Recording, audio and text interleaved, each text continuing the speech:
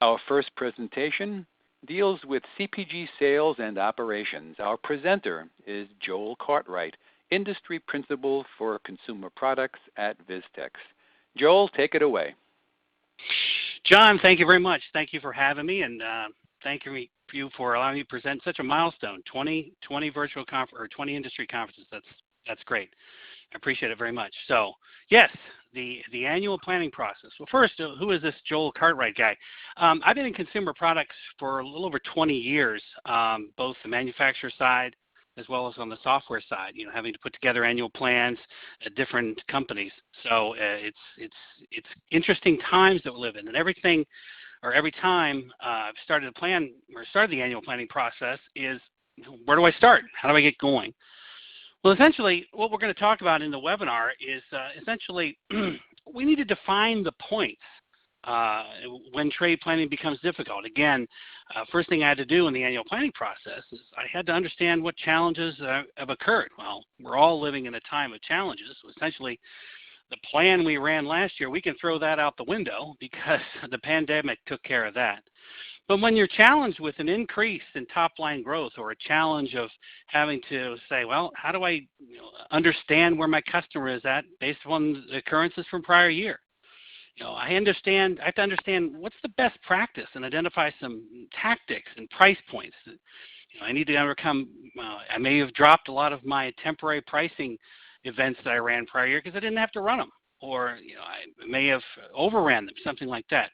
But essentially, I have to really get a good understanding of that annual planning process. And the objective of the webinar will be to go through those. So, first thing you have to do, I always said, was you need to define the challenge. What am I been tasked to do?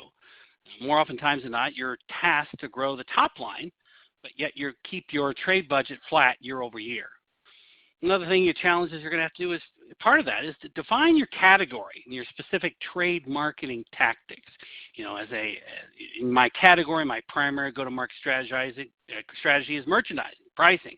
Essentially a combination of both, features, displays, and so forth. I need to understand my price point, from my everyday and my temporary price point, in particular pricing thresholds. I need to understand the components of that and what the costs will be, and the complexity of how often, frequency and depth of these type of tactics. I need to define what my objective is, essentially, too, is where am I growing? Is it new points of distribution? Am I trying to expand my shopping cart? How am I going to grow? Where am I going to grow? What are those points? Essentially, too, I need to define and understand if I am challenged with growing a volume objective with trade budget flat over year. I need to understand, where can I optimize? First stop, with an optimization standpoint, I need to understand my base customer. Is that base customer going to be here for this year? From based on the pandemic, I need to truly understand if my base customer, did I lose that person? Are they going to come back, or more coming back, something like that, because they tried my product? I need to understand too, what are those incremental tactics that's going to drive the incremental volume? What are those tactics that are going to drive that? Point of sale versus price, or some sort of combination, something like that. So another thing is I need to define where are my opportunities to grow, as well as where are the customers that I can optimize this planning. I've got some customers I'm not going to be able to make any changing to price points, or I have to be part of a particular event or merchandising condition. So you really need to understand too those customers that I can impact from an optimization plan. So step one, trying to get your arms around all this stuff, is can I really analyze and understand my data? Can I properly analyze and strategize over the data I've got? So what I want to understand too, is it sufficient for me to analyze just my historical shipment data? Is that going to be enough? Do you know what the impact of your display activities are getting? Am I understanding, if I'm running this display, am I getting that incremental volume? What is that true lift related to that feature and display? Did that ad generate lift? You also need, of course, to understand, what's my competition doing? They're running promotions at the same time I am. Maybe is my brand loyalty eroding? I need to understand that.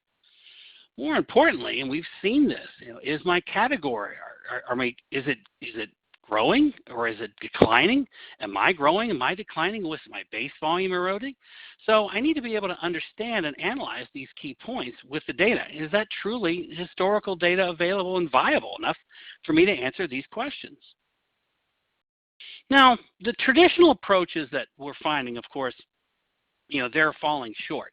We're adding new items to shelves. It's not necessarily working. The existing items are essentially drying. You see there's a negative impact and really a negative net gain. And this is really looking at it from an industry perspective. But you also need to understand that I'm seeing that trade efficiency is eroding. Just because I'm running the promotion more frequently, that's actually having a negative impact. I'm eroding my base. My customers are just waiting for it to go on deal. So I have to think outside of the box. The traditional approaches are just not working. I need to make sure I've introduced a new type of maybe a deal structure or better understand the frequency and depth of my merchandising activity. So, as I mentioned before, based upon the pandemic, you basically have to throw the Sally plan out the window. That's the same as last year.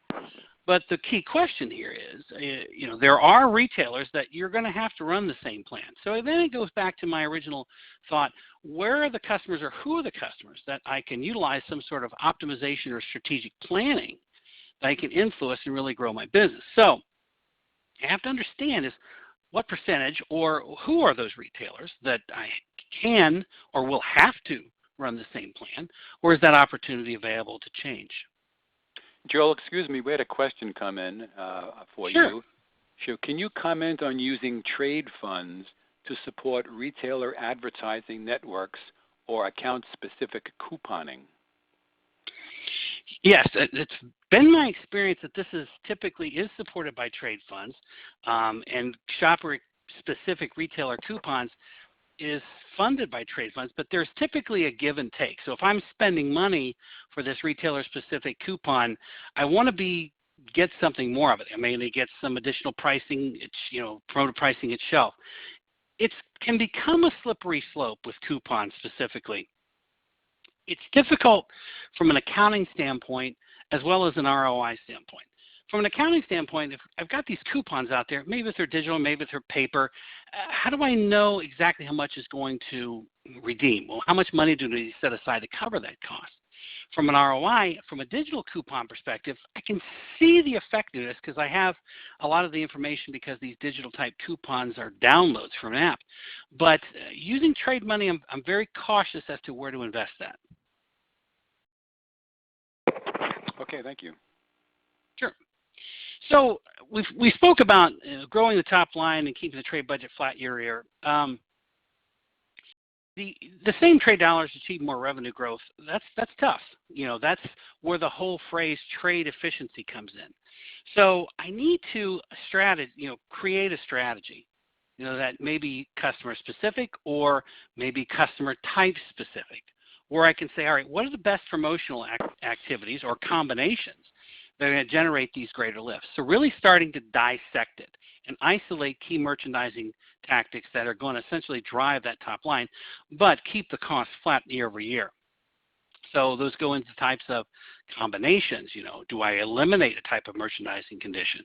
But essentially, I need to come up with a strategy, simplistic strategy, because whatever strategy I've come up with, again, I've said I need to identify the retailers that are open to type of optimization, but I have to be able to say, okay, this new type of promotional activity is not only going to benefit me, but it'll benefit you, Mr. Retailer. So there's going to have to be a way I have to do some selling. So in this type of environment, your account managers are probably going to have to do some type of sell-in. So, which, again, we're not running the selling plan. There's going to have to be a sell-in. So the biggest thing is really eliminating we've talked about the strategy, but in having to think potentially a different way. And one of the moving from this can be costly. You need to have insight-driven information with analytics and execution existing. That has to be in your workflow. So solutions today that you're working with, there have to be at a level where they're able to import and have this data readily available during the planning process when they're presenting in front of promotion. Are there key analytics, key execution data? I mean, Gartner itself said the quality and capabilities of today's solutions are at a level there is really no reason for consumer manufacturers to either work from spreadsheets or build their own solutions. So a solution has to be dynamic enough to reduce this confusion, provide this strategic insight for that optimization planning to really make sure you're driving efficiency in analytics, and has to be within the application as part of the workflow. So this is part of that whole strategy in driving those efficiencies and those results. So it's ERP, it's TPM, it's all of that workflow together with optimization. And they're all working hand in hand in order to make that efficient spending valid and drive revenue growth management, which we haven't touched upon yet, but that could be actually a topic for another discussion. So trade promotion optimization, let's talk about this. In a recent conversation I've had with industry analysts, the analysts have said a lot of manufacturers have optimization, but they're not effectively using it. They're not effectively using it, and I was fascinated by that, and I think it all boils down to, they're having the tool, they're doing the event analysis, they're predicting, but they may be struggling with how to take that information to the retailer. And I think the first thing they have to do is really be able to quantify a return on investment that benefits both you, the manufacturer, as well as you, the retailer. The information has to be harmonized, so where I can have this information readily available. We talked a little bit about this before, but showing the retailer where this information is coming from to where I can say, here, we ran this event. Here's the data, and here's the decision we need to move. We have to move away from this price point. Being able to show a retailer and selling in this optimization capability and utilizing it truly is to show the different what-if scenarios for both the manufacturer and showing it on the retailer side and their KPIs that they're focused on. That allows them to be more of a partnering type of environment when planning with a retailer. And essentially, being able to display this information very easily in a calendar format, showing this to the retailer after you sold it in, hey, here we're all aligned, all this works. And here we've come up with maybe some constraints that we've been able to overcome throughout the entire planning process.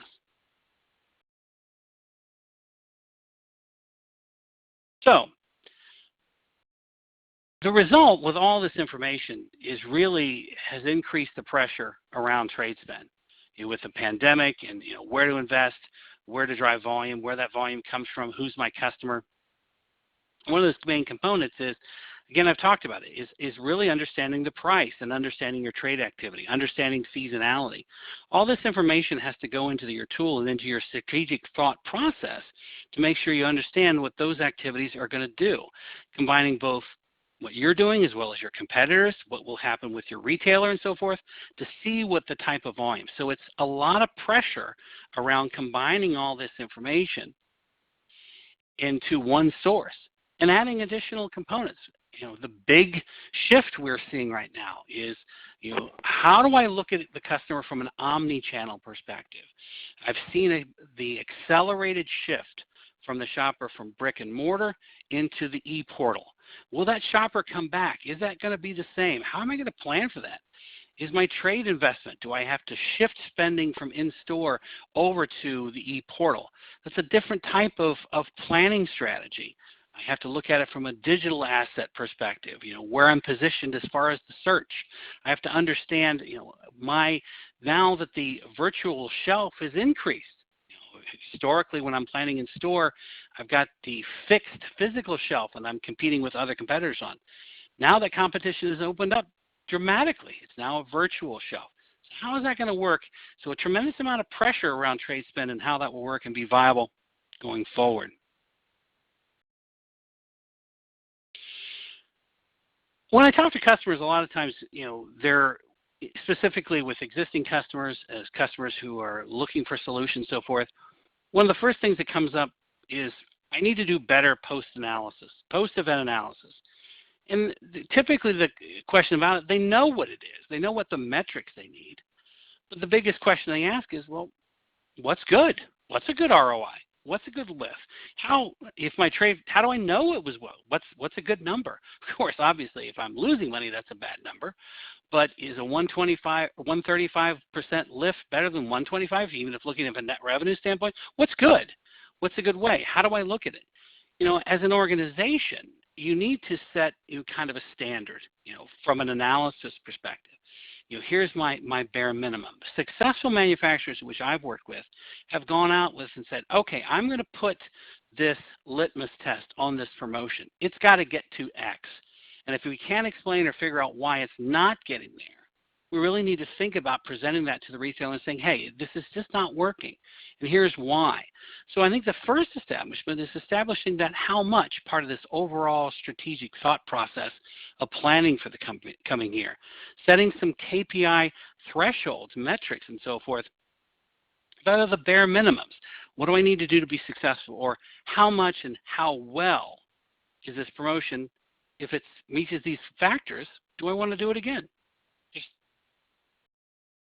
So, a lot of manufacturers are, we're not at that point typically for the annual planning process. Of course, that occurs, for me, it's always been the late fall. But what I need to understand too, if I'm potentially being impacted by a pricing component, that's going to have to be part of the annual planning process. If I have to grow and keep trade flat, one of the big questions or potential possibilities I may have to do is taking a price increase.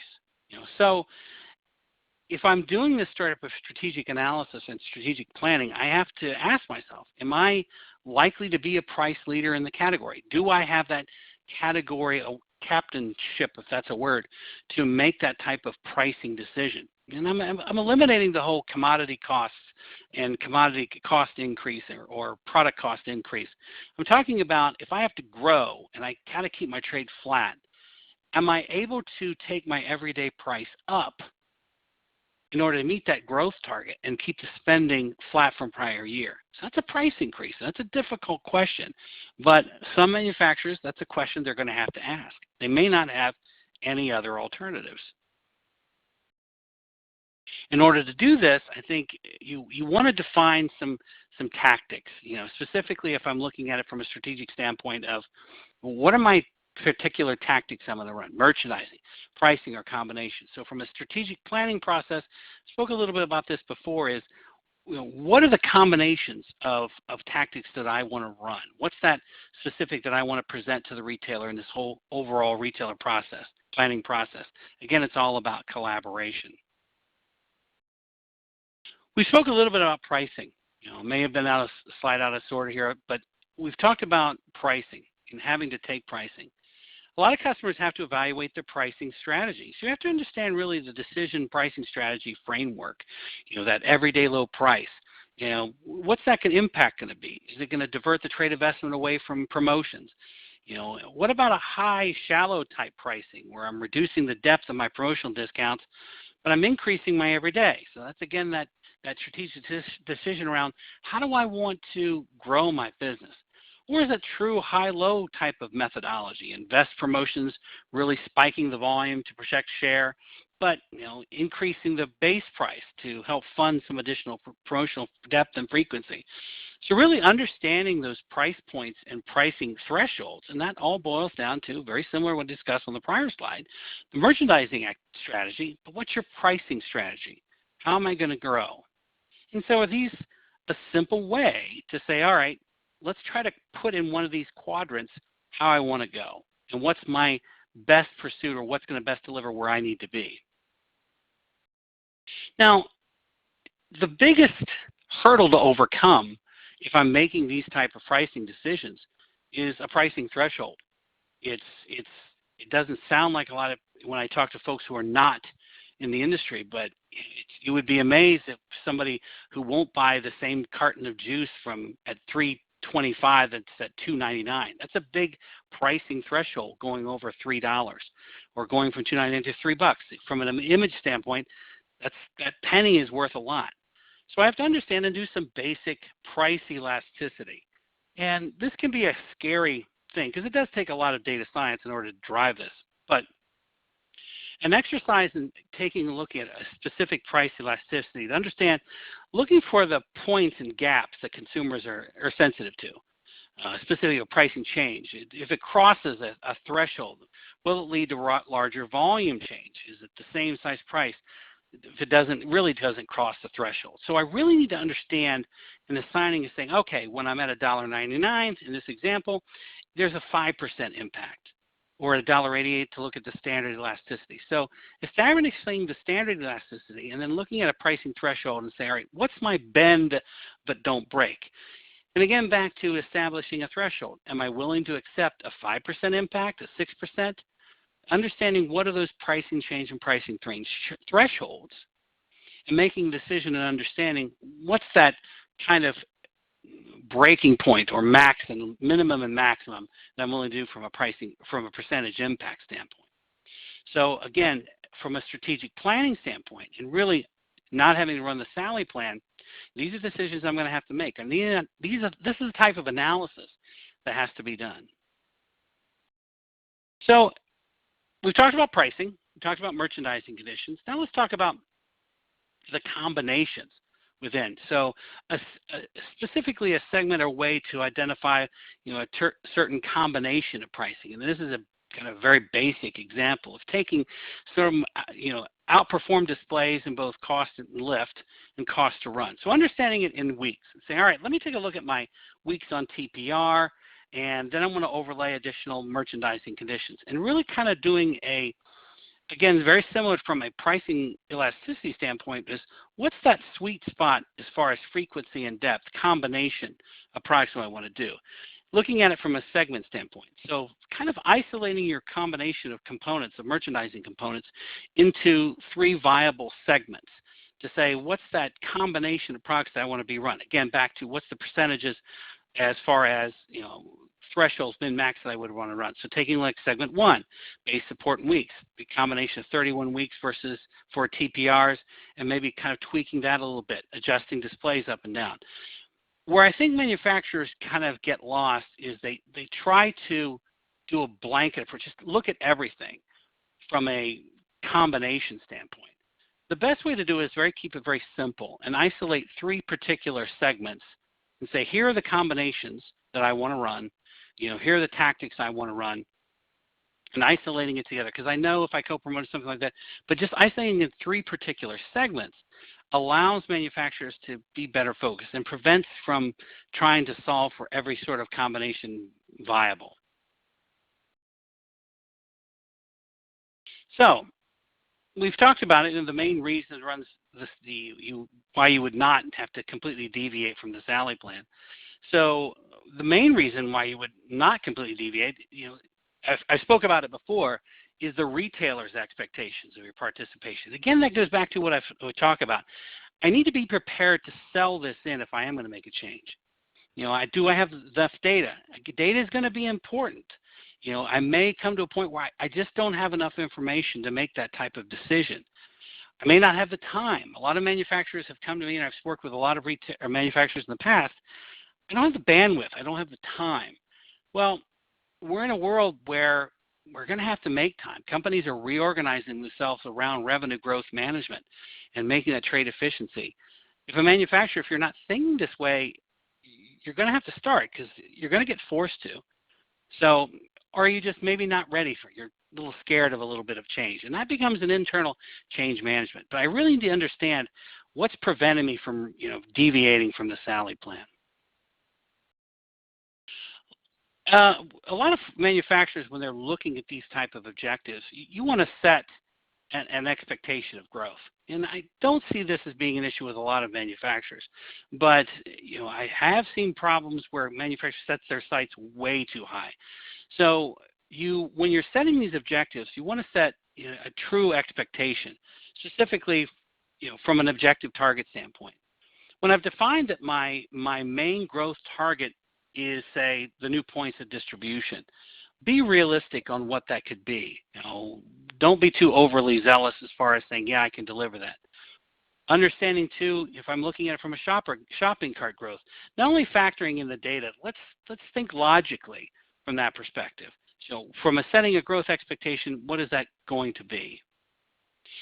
Will optimization be my only insight to this? Potentially, but just looking how promotions have performed historically, maybe without the in-store data, can give you directionally a strategic decision-making point when setting these growth expectations. So I've talked about it before. We want to identify those customers who can make these type of maybe changes or be receptive to shifts in type of activity. So being able to be prepared to shift promotional funds from one account to another, which this is a two-pronged question. So if I'm two-pronged problem. If I'm shifting funds from someone and going someplace else, or a tactic from someplace else, not only have to have the discussion about I need to change the plan with a new retailer, but I need to have the discussion with the prior retailer why I'm moving, why I'm shifting.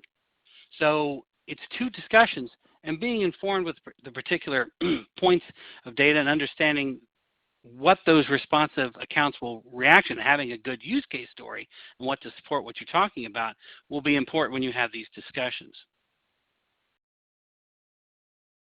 This is probably the understatement of the year, that promotion response varies dramatically by retailer.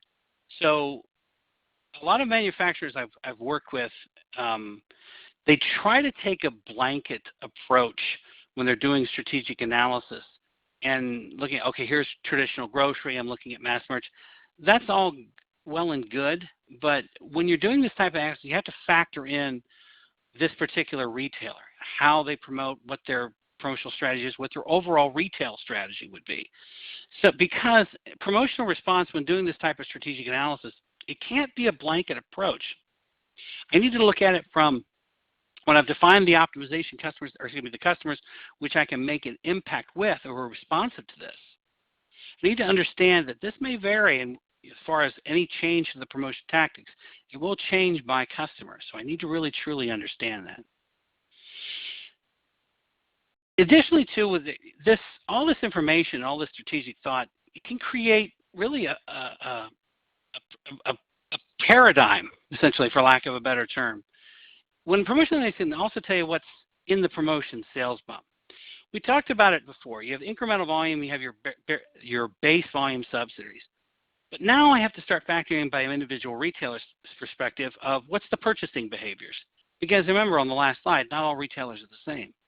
So when I'm doing this type of analytics, I have to take it a step further. It creates this new paradigm. I have to understand additional details. You know, was there a brand switch? Is there a store switch? Was there a timing situation? And so forth. So when I'm looking at this type of analysis, not only take say, all right, here's this merchandising activity I ran, and here's the lift I got. I need to dissect it even further to truly understand, you know, was it solely the merchandising condition? What was driving it? So really taking it a step further to introduce and identify the purchasing behaviors that went along with it. So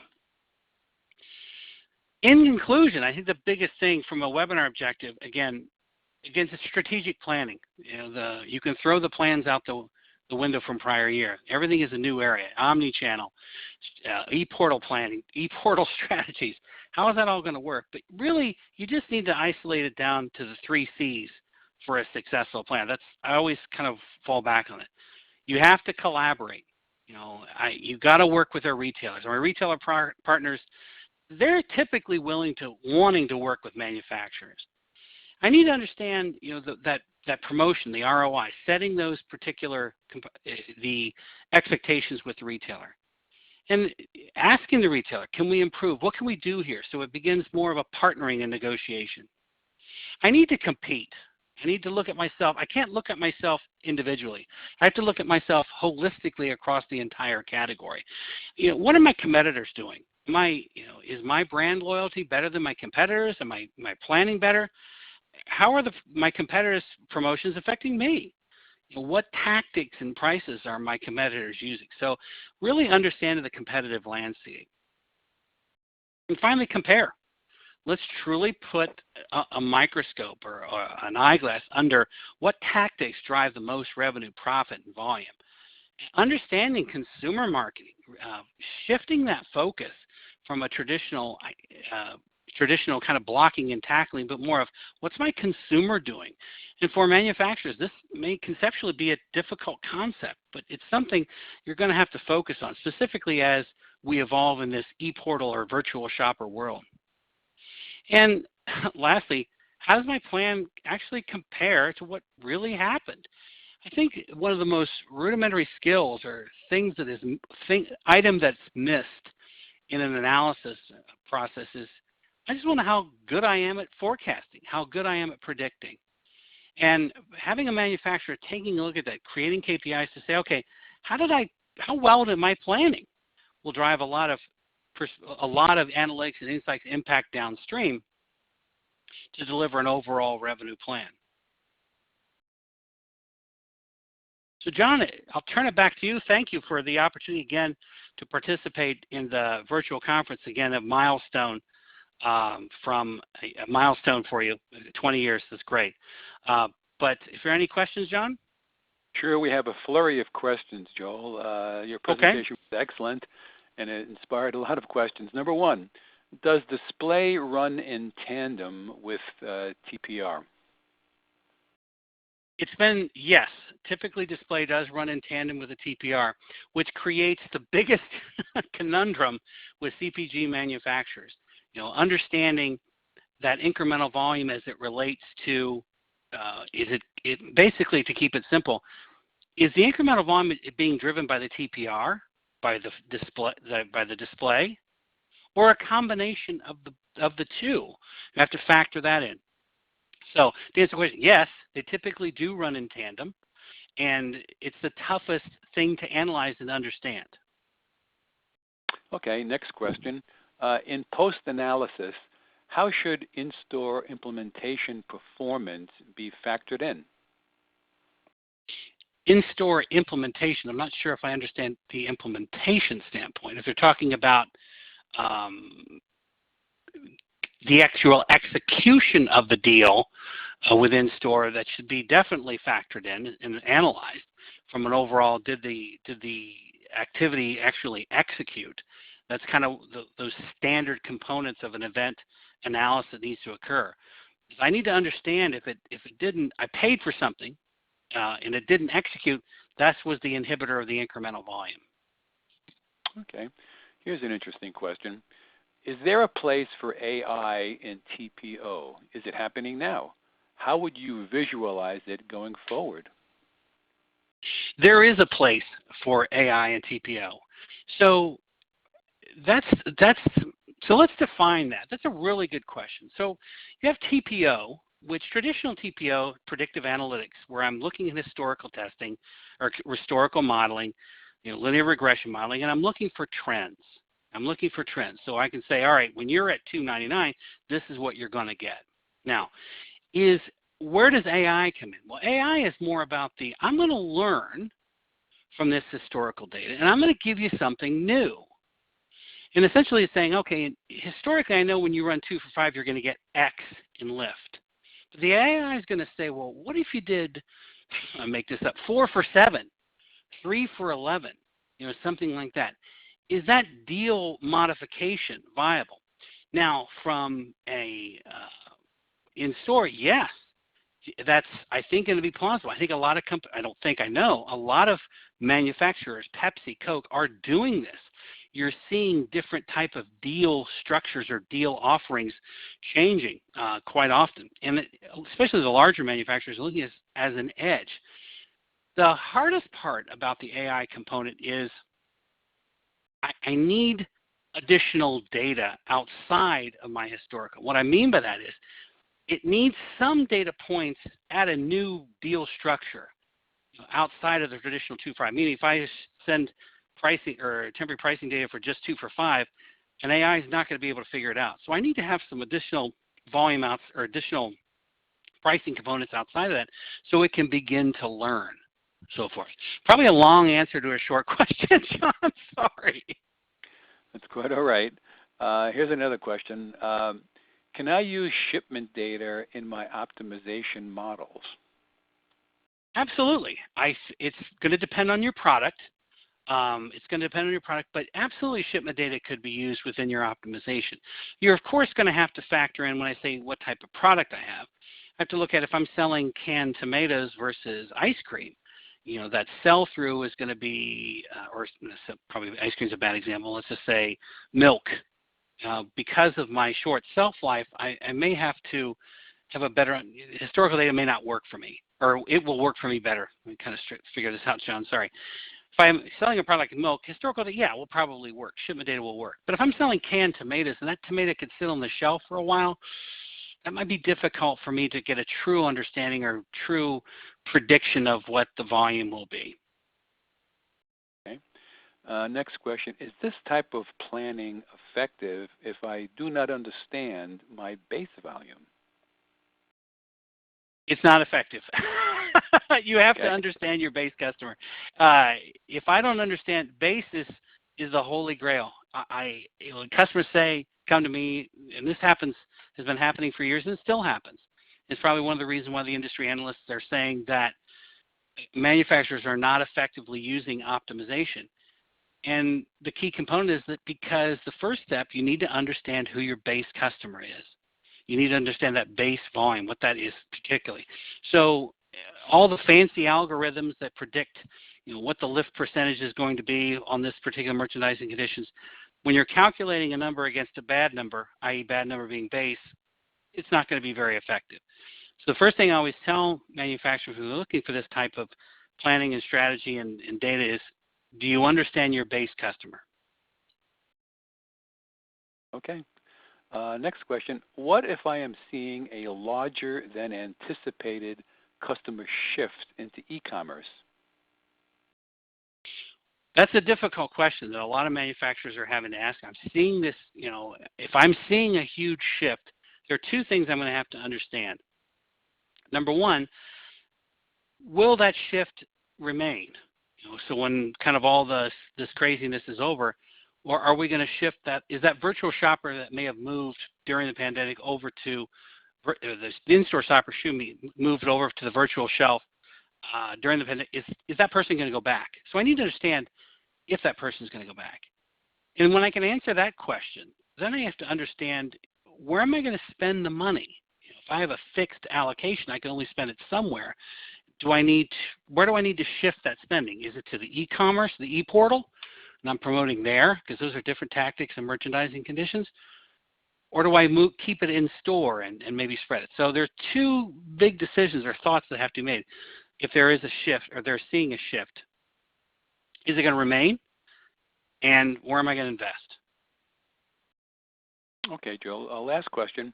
Can you talk about omnichannel planning and the ability to properly invest? Yeah, that's a perfect segue, just kind of built off what we talked about.